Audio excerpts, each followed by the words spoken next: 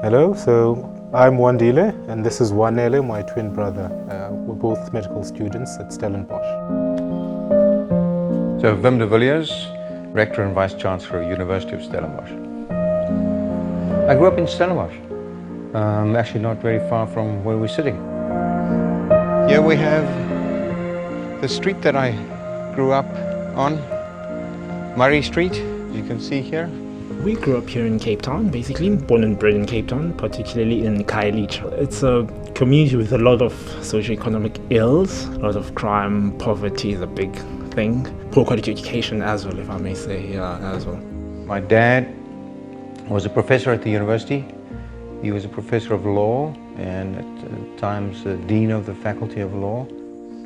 We're a family of six in total. We're actually the last borns.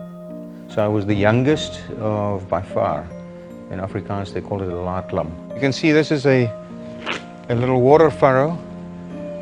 So I used to play with little boats in the water furrow.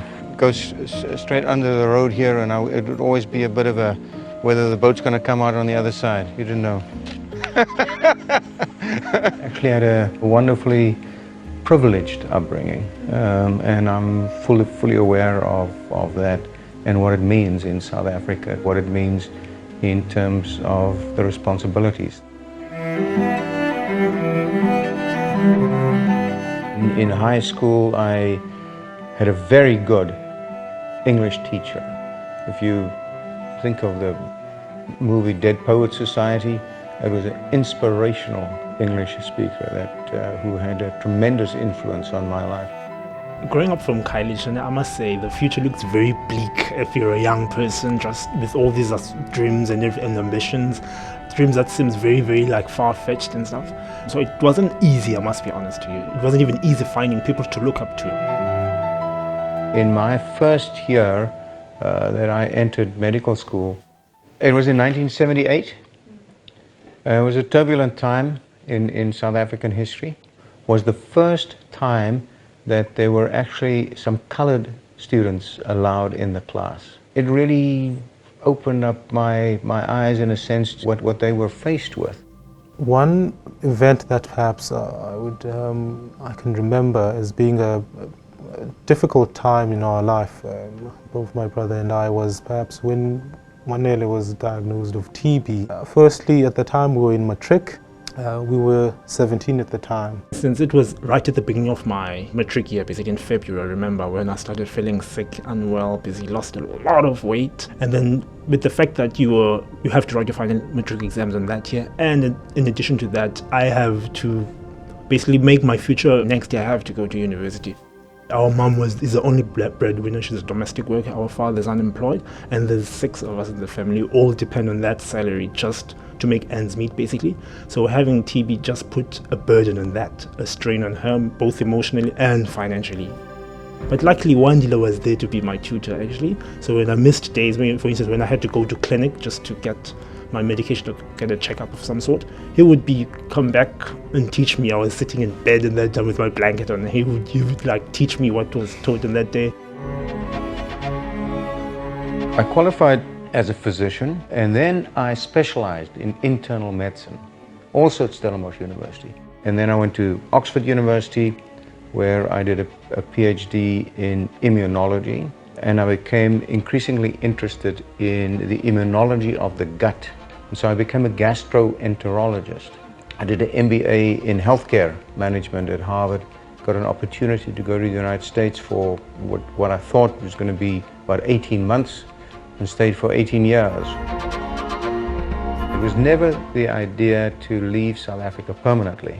As the years went by, we were having fun, but then about 5-6 years ago, the tug of home started getting too strong to resist.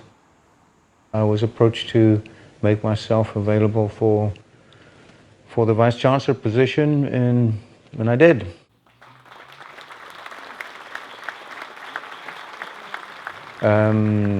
It's been challenging. It's complex, very enjoyable.